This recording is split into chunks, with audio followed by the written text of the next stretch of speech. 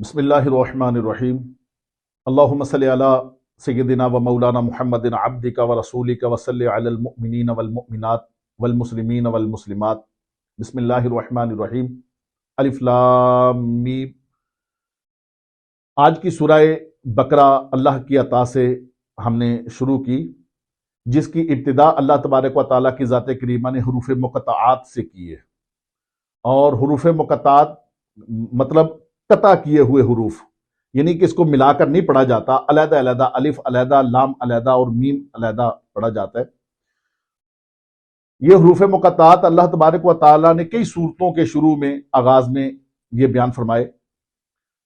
اس بات پر تمام مذاہب کا، تمام علماء اکرام کا اجماع ہے، اتفاق ہے کہ حروف مقطعات کا مطلب اللہ کی ذات جانتی ہے، یا اللہ کے عطا سے اللہ کے مصطفیٰ صلی اللہ تعالی علیہ وآلہ وسلم جانتے ہیں، اس کے علاوہ کوئی اس کا مطلب نہیں جانتا۔ یا یوں کہہ لیجئے کہ یہ اللہ اور اس کے مصطفیٰ صلی اللہ تعالی علیہ وسلم کے درمیان راز و نیاز کی باتیں ہیں، جو اللہ تبارک و تعالیٰ کسی پر ان کو ظاہر نہیں کرنا چاہتا۔ یا یوں کہہ لیجئے کہ جب میرے مصطفیٰ صلی اللہ تعالی علیہ وآلہ وسلم کو سفر معراج کروایا گیا، اس وقت وہ آیہ کریمہ اللہ تبارک و تعالیٰ نے جو قرآن پاک کے اندر جس کا ذکر ہوا کہ فَأَوْحَا إِلَىٰ عَبْدِهِ مَا أَوْحَا، پس اپنے بندے کی طرف وحی کی جو کی۔ اب اس کے اندر وضاحت نہیں اللہ تبارک و تعالیٰ نے کی کہ کون سی وحی کی تھی۔ اب جو وضاحت نہ کرنا اور اس کو چھپا کے رکھنا، اپنے مصطفیٰ صلی اللہ تعالی علیہ وآلہ وسلم تک محدود رکھنا، یہ بھی ہو سکتا ہے کہ یہ حروف مقطعات وحی الہی ہو کہ جس کو اللہ تبارک و تعالیٰ نے اپنے مصطفیٰ کے قلب انور پر نازل فرمایا اور اپنے مصطفیٰ کے ساتھ بیان کیا، اور عوام کو اس کے بارے میں نہیں بتایا۔ بہرحال آج جو سورت ہے اس کو سورہ بقرہ کہا جاتا ہے، اور بقرہ کا مطلب ہوتا ہے گائے۔ سورہ بقرہ کے اندر ایک واقعہ آتا ہے، ایک گائے والا واقعہ، وہ آگے آئے گا، اس لیے اس کو سورہ بقرہ کہا گیا۔ ہر سورت کا کوئی نہ کوئی نام ہے، اور یہ نام توقیفی ہوتے ہیں، یعنی کہ من جانب اللہ کی طرف سے اللہ کے رکھے ہوئے نام ہے، کسی بندے کے رکھے ہوئے نام نہیں ہے یہ۔ تو اللہ تبارک و تعالیٰ نے اس سورت کو بہت مقام عطا فرمایا۔ مسلم شریف کی حدیث مبارکہ میرے آقا صلی اللہ تعالی علیہ وآلہ وسلم نے ارشاد فرمایا کہ قیامت کے روز قرآن پر ایمان لانے والے، قرآن سے محبت کرنے والے، قرآن پڑھنے والے جب آئیں گے تو ان کے آگے آگے سورہ بقرہ اور سورہ آل عمران ان کی رہنمائی کرتے ہوئے ان سے آگے آگے چلتی ہوں گی۔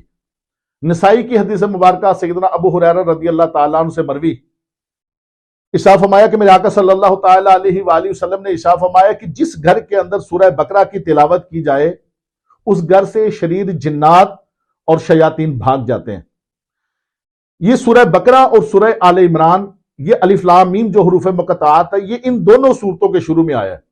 ان دونوں سورتوں کو زہراوین بھی کہا جاتا ہے، زہراوین یعنی بہت اونچی منازل کی حامل دو صورتیں۔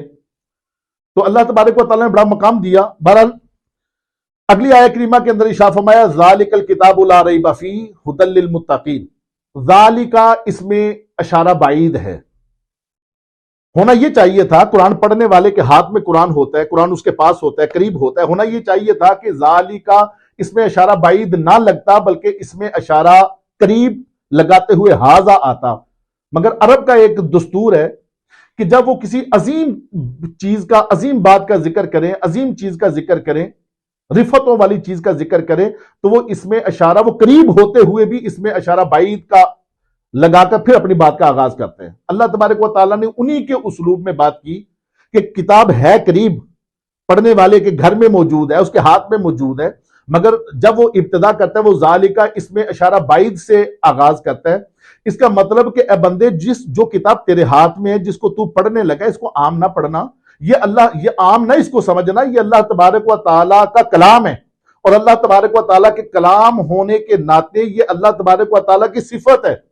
یہ بڑی عظمتوں والی، بڑی رفتوں والی، بڑی بلندیوں والی یہ اللہ تبارک و تعالیٰ کی کتاب ہے۔ یہ اس میں اشارہ بعید ذالکہ اس چیز کی طرف اشارہ کرتا ہے۔ ذالک الکتاب، یہ وہ کتاب ہے لا ریب فیہ، جس کے اندر کوئی شک و شبہ کی کوئی گنجائش نہیں۔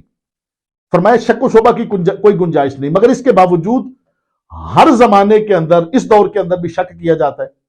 لوگ شک کرتے ہیں، مگر اگر دیکھا جائے تو وہ شک حقیقت کا روپ نہیں دھارتا. وہ شک اس لیے کرتے ہیں کہ ان کے دل کے اندر ایک بغض ہوتا ہے، اناد ہوتا ہے، بغاوت ہوتی ہے. اپنی بغاوت کو لے کر، اپنے اناد کو لے کر اور اپنے بغض کو لے کر وہ شک کرتے ہیں. اگر وہ اناد اور بغض اور عداوت کو باہر نکال دیں اور سچے دل سے دیکھیں تو پھر ان کو کسی قسم کا شک نظر نہیں آتا، اور ان کو یہ کہنا پڑتا ہے کہ یہ کلام کسی انسان کا کلام نہیں ہے، یہ کلام اللہ رب العزت کا ہی کلام ہے. ہدی للمتقین، یہ متقین کے لیے ہدایت ہے. اب یہ ایک بات یہاں سمجھنے کی ضرورت ہے کہ ہدی للمتقین، اللہ تبارک و تعالیٰ ارشاد فرماتا ہے یہ متقین کے لیے ہدایت ہے. کیا صرف متقین کے لیے ہدایت ہے؟ عام آدمی اس سے ہدایت حاصل نہیں کر سکتا؟ ایسی بات نہیں. اللہ تبارک و تعالیٰ نے قرآن پاک کے اندر ہی ارشاد فرمایا ہے. سورہ بقرہ کی آیت نمبر 185 میں ارشاد فرمایا شہر رمضان الذی انزل فیہ القرآن ہدی للناس، رمضان کا مہینہ کہ جس کے اندر ہم نے قرآن نازل کیا، ہدی للناس، وہ لوگوں کے لیے ہدایت ہے. اب اس کے اندر کوئی تخصیص نہیں کی کہ کن لوگوں کے لیے، بس لوگوں کے لیے ہدایت ہے. اس کا مطلب یہ ہے کہ کما حق ہدایت اس سے وہ حاصل کر سکتا ہے جو صاف دل کا مالک ہوگا، صاف ذہن کا مالک ہوگا، صاف ستھرا انسان ہوگا، اچھے طریقے سے وہ حق کی تلاش میں نکلا ہوگا، وہ حق چاہتا ہوگا، وہ صراط مستقیم چاہتا ہوگا، وہ اللہ کا راستہ چاہتا ہوگا، وہ اللہ کو پانا چاہتا ہوگا، اللہ کے مصطفیٰ کو پانا چاہتا ہوگا، وہ دین پر چلنا چاہتا ہے، وہ اچھا بننا چاہتا ہے. اگر کوئی ایسا ہوگا تو اس کو ہدایت زیادہ ملے گی اس کی بنسبت کہ جو بس عام طور پر آتا ہے اور قرآن پاک کو پڑھتے ہے. یہ سب کے لیے ہدایت. کہیں ارشاد فرمایا ذکر للعالمین، یہ عالمین کے لیے یہ ہدایت. کہیں ارشاد فرمایا ذکر للعالمین، یہ عالمین کے لیے نصیحت ہے. مگر یہاں پر ہدایت کی بات ہو رہی ہے. یہ ہدایت متقین کے لیے بھی ہے اور عام انسانوں کے لیے بھی ہدایت ہے. پھر ارشاد فرمایا تقویٰ کیا ہوتا ہے؟ متقین، تقویٰ کس کو کہتے ہیں؟ متقین، تقویٰ کا مطلب ہے ڈرنا، اپنے دل کے اندر ڈر رکھنا. حضرت عمر فاروق رضی اللہ تعالیٰ عنہ، حضرت عبداللہ بن مسعود رضی اللہ تعالیٰ عنہ، جو فقی صحابہ میں جن کا شمار ہوتا ہے، مفتی صحابی ہے حضرت عبداللہ بن مسعود رضی اللہ تعالیٰ عنہ. حضرت عمر فاروق رضی اللہ تعالیٰ عنہ نے ارشاد فرمایا کہ عبداللہ، یہ متقی کس کو کہتے ہیں؟ تقویٰ کا مطلب کیا ہے؟ عبداللہ بن مسعود رضی اللہ تعالیٰ عنہ نے ارشاد فرمایا کہ حضور کبھی آپ جھاڑی دار علاقے سے گزرے؟ فرمایا ہاں، میں کئی بار جھاڑی دار علاقے سے گزرا ہوں. تو فرمایا کہ جب آپ جھاڑی دار علاقے سے گزرتے تو آپ کے گزرنے کا انداز کیا ہوتا ہے؟ سیدنا عمر فاروق رضی اللہ تعالیٰ عنہ نے ارشاد فرمایا کہ عبداللہ، جب میں جھاڑی دار علاقوں سے گزرتا ہوں تو پھر میں اپنے کپڑوں کو سمیٹ کر اپنے جسم کے ساتھ چپکا لیتا ہوں اور بڑے آرام سے گزرتا ہوں. کہا کہ حضور آپ اس طرح کیوں گزرتے ہیں؟ فرمایا اس لیے کہ کہیں وہ جھاڑیاں، وہ خاردار جھاڑیاں میرے کپڑوں کے ساتھ چپک نہ جائیں، میرے کپڑوں کو نقصان نہ دے دیں، کپڑوں کو پھاڑ نہ دیں، میرے جسم کو نقصان نہ دے دیں. اس لیے فرمایا حضور اسی کا نام ہی تقویٰ ہے. جب دنیا میں انسان پیدا ہو تو اس کو وہ دیکھ کر چلتا ہے، وہ پھونک کر قدم رکھتا ہے، کہیں دنیا کی غلاظتوں کی چھینٹیں میرے اوپر نہ پڑ جائیں، میں جھوٹ نہ بولنا شروع کر دوں، میں حرام نہ دیکھنا شروع کر دوں، میں حرام سننا نہ شروع کر دوں، میرے ہاتھ حرام نہ کرنا شروع کر دے، میرے پاؤں حرام کی طرف نہ جائیں. وہ بچتے ہوئے گزرتا ہے، وہ اللہ تبارک و تعالیٰ کی محبت میں اپنے آپ کو دنیا کی غلاظتوں سے بچاتے ہوئے گزرتا ہے. بس اسی کا نام ہی تقویٰ ہے. تو یہ متقی کی جمع متقین ہے. اگلی آیت کریمہ کے اندر ارشاد فرمایا الذین یؤمنون بالغیب، اور یہاں پر اللہ تبارک و تعالیٰ کی ذات کریمہ نے متقین کی آگے جو نشانیاں وہ بیان فرمائی کہ جو متقی ہوگا، جو تقوی اختیار کرنے والا ہوگا، جو سچا مومن ہوگا، جس کو اللہ تبارک و تعالیٰ تقوی کی دولت عطا فرمائے گا، اپنے متقین کے اندر شامل کرے گا، ان کی نشانیاں کیا ہوں گی؟ اللہ تبارک و تعالیٰ نے اپنے ان بندوں کی نشانیاں بیان فرمائی ہیں. کیا بیان فرمائی؟ نمبر 1، الذین یؤمنون بالغیب، وہ لوگ کہ جو غیب پر ایمان رکھتے ہیں.